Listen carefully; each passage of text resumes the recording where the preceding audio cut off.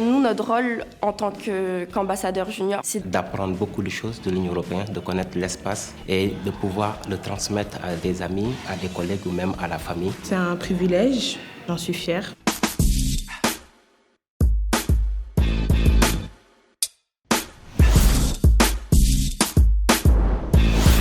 La bandera de Lituania tiene 3 colores.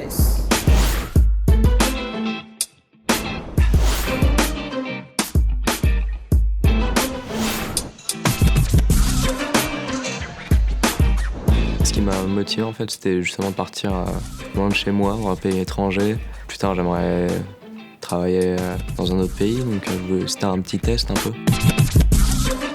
Ça fait du bien de partir pendant 5 semaines loin de tout, mais pour moi c'était une très belle expérience. On gagne en autonomie surtout et en anglais forcément parce qu'on parle anglais H24. Je compte faire des études à l'étranger et je voulais voir en fait si j'étais vraiment autonome, si j'étais prête en fait à partir. Donc ça a été une plutôt bonne expérience.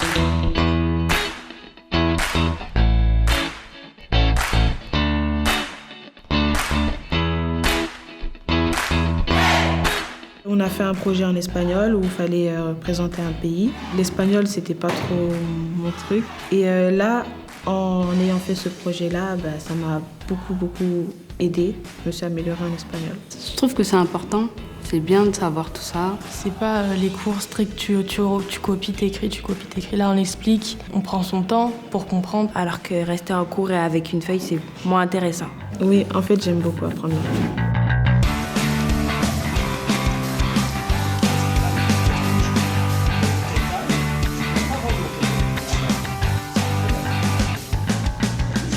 Être député européen, c'est quoi? C'est en fait partager sa vie entre ici, la France, la Garenne, là, le coin, Colombes, et puis Bruxelles et Strasbourg, où on travaille pour voter des lois. Et au fond, si j'avais qu'un seul conseil à vous donner, c'est d'apprendre des langues. Quel que soit ce que vous ferez plus tard comme métier, quel que soit votre niveau, que vous soyez le premier ou le dernier de la classe, apprenez des langues. Si vous connaissez des langues, vous arriverez à vous en sortir. C'est un programme qui aide les jeunes à demain être aussi des citoyens européens, positifs. C'est-à-dire qu'ils n'arrivent pas à 18 ans, le jour où ils vont voter pour une première fois, en se disant « le système ne fonctionne pas et c'est à cause de l'Europe ». En fait, nous voulons simplement faire d'eux des hommes et des femmes libres, capables de réfléchir par eux-mêmes, avec un esprit critique, et qui puissent se dire finalement, si nous vivons dans un monde de liberté, c'est peut-être aussi parce qu'il y a des principes, et ces principes, ils sont défendus par 28 États. C'est se projeter sur cette dimension européenne, c'est se dépasser soi-même, c'est aller voir ailleurs si on y est et avec d'autres. Donc ça, je trouve, de ce point de vue, c'est très motivant pour les élèves. Pour nous, c'est motivant parce qu'on est souvent, comme parlementaires, pris dans nos dossiers, pris dans nos trajets, dans nos déplacements, dans la mise au point de nos textes. Et là, voir des vrais jeunes gens qui se projettent, qui sont des vrais citoyens, qui ont envie d'en découdre, qui ont envie de dire des choses, c'est là aussi tout à fait inestimable. Pour une femme vice-présidente de l'Union européenne, ça doit être vraiment lourd à porter. Comment vous, cette fonction, comment vous le prenez? J'aimerais bien être la deuxième personnalité de l'Union, mais c'est pas vrai quand même, faut pas dire ça. Mais dans le Parlement européen, c'est vrai que je fais partie de l'entourage du président. Et comme évidemment il ne peut pas tout faire et puis de s'occuper de toutes les questions, il a besoin d'avoir dans son équipe des gens qui le représentent et qui prennent en charge une partie du travail.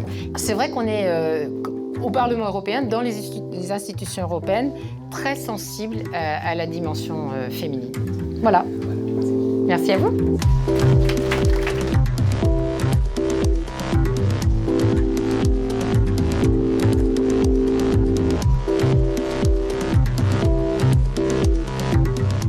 J'ai appris que l'Union européenne et l'Europe, c'était pas la même chose.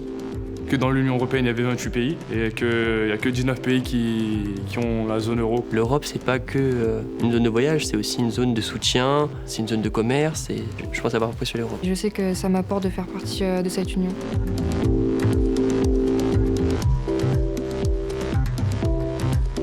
Aujourd'hui, je me sens citoyenne européenne, je vis en Europe, j'étudie en Europe, je travaillerai sûrement en Europe. Donc pour moi, ça me concerne. Peut-être nous, on ne le réalise pas pour le moment, mais moi, je trouve que c'est une chance. Oui.